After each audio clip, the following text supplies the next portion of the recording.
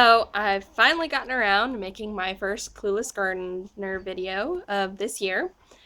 And we had a kind of bit of a slow start because things have been crazy busy. But I'll show you around and tell you what's going on. Oh, it is a beautiful day outside. So first we'll go over here. This is the bin last year that I had full of mustard and everything. So this year we've gone a little bit simpler. We have a new half-pint pea growing here. It's got little tendrils, so it's supposed to only bush out, but I think it's going to climb, so I went ahead and put the bamboo in. And then these are actually grocery store green onions that I got, and I left a little bit of green on them when I cut them off, and they're just growing back like crazy. I just cut them again a couple of days ago, and you can already see there's new growth there. And then this is an onion that we found actually in the garden. I don't know if it's one that I planted or if it's just a random volunteer. And then these little things, I have never tried to grow leeks before. And these are leeks that have been growing for about a month. So it'll be interesting to see if they get big enough for harvest by the end of the season. If any of you have experience growing leeks, let me know if they're a one growth season plant or if they need 2 years to get to the size you buy in a grocery store. And then over here is the same kind of experiment from grocery store bought celery. So this is celery that I cut down and used the stalks to cook with, and then took the root base and replanted. It's struggling a little bit, but we'll see how it does. And then these, I'm not sure if that's something that I planted that's finally coming up or if they're weeds. I'll probably give them another week and then decide what to do. And then over here, next to the bin, is a blueberry plant that I got out of a catalog for free for making a purchase. And its brother is over there, but I think he's been a little overwatered and he's not doing so hot. So I brought them both outside to give him a chance to get some better weather than what was inside, which I'll show you the plants for that in a minute after we go see the garden.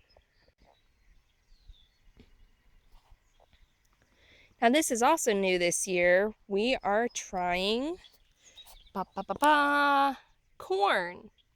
These are plants we got from a local grower out of a greenhouse, and they are a honey sweet corn is what she called them. So we have 1, 2, 3, 4, 5, 6, 7 of those. So it'll be interesting to see those come up.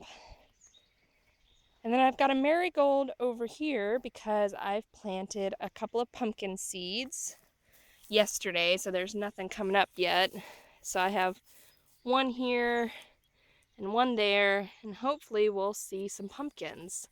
We've also got seed rows of corn there and there.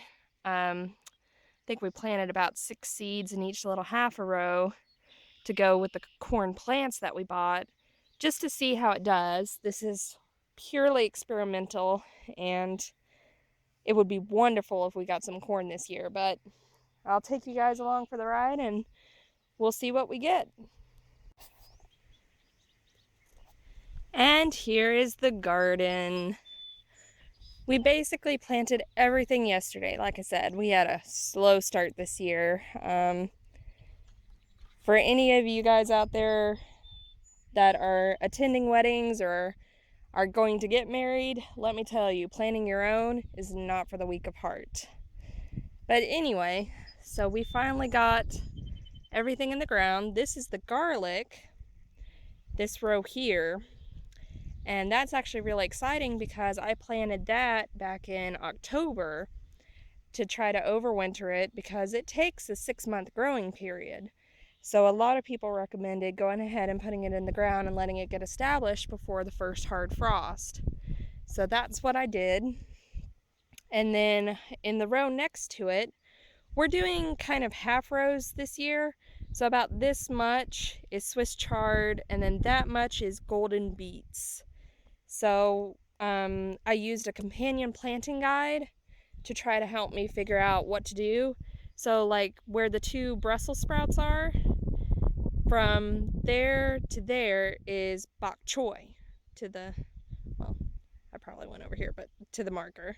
So to the marker, to the Brussels sprouts is bok choy. And as you can see on the back side of the Brussels sprouts, I planted more marigolds. And that's because those are supposed to protect against cabbage moths, which is what got all of our bok choy and cauliflower and everything we tried last year. So we got nothing. So this year, the weather's warmer, so I don't think the moths are going to be as much of a problem.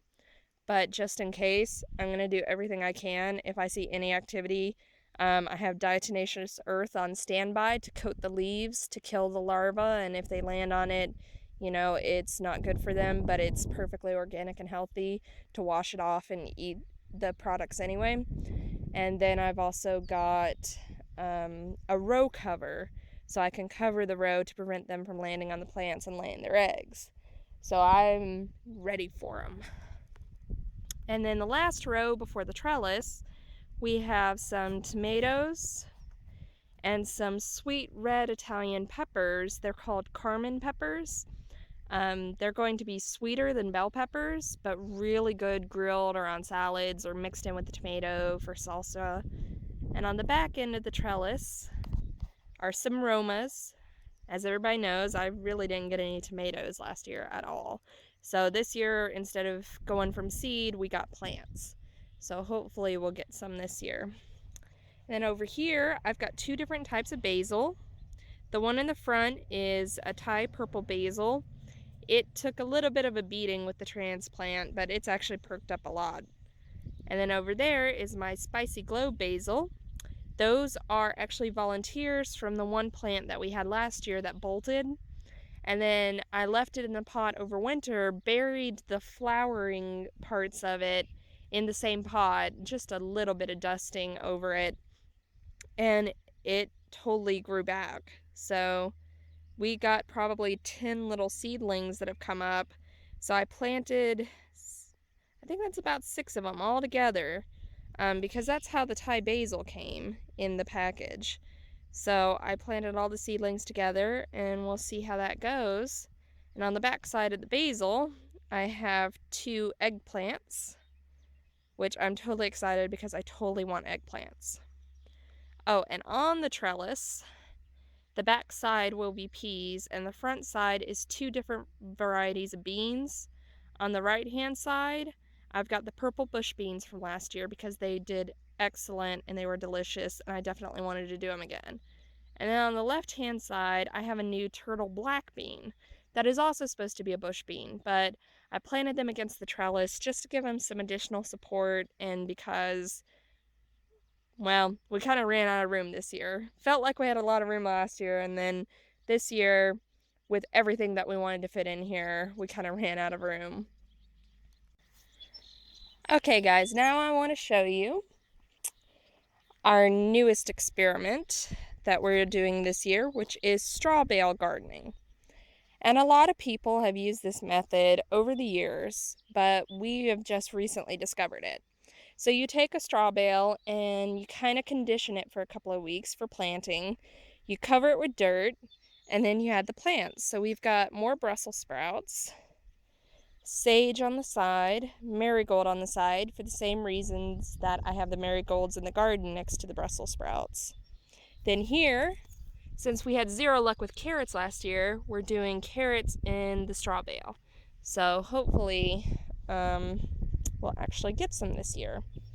Then we have a little patch of radishes. And then we planted blue Scottish curly kale. And we finally got some seedlings coming up there. And right now there's nothing right here. I'm actually going to plant a couple of kohlrabi later this afternoon. They would have been planted with everything else, but they had aphids on them. So we had to treat them for aphids, and they're finally clear and ready to go out with the rest of the plants. And then down here, we have some French thyme and some more Thai basil. This one's perking up a little bit better than the bunch in the garden, but definitely when you plant Thai basil, be very careful because it does not like to be disturbed, apparently. And then another marigold.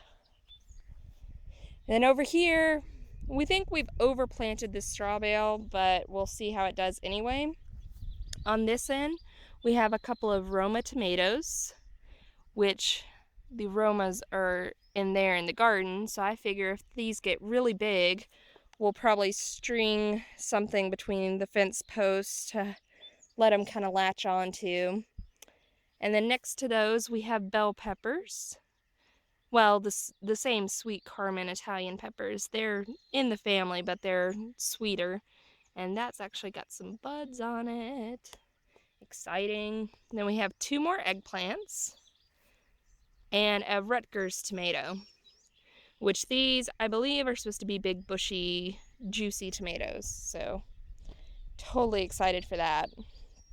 And that's basically everything we've got going in the garden right now.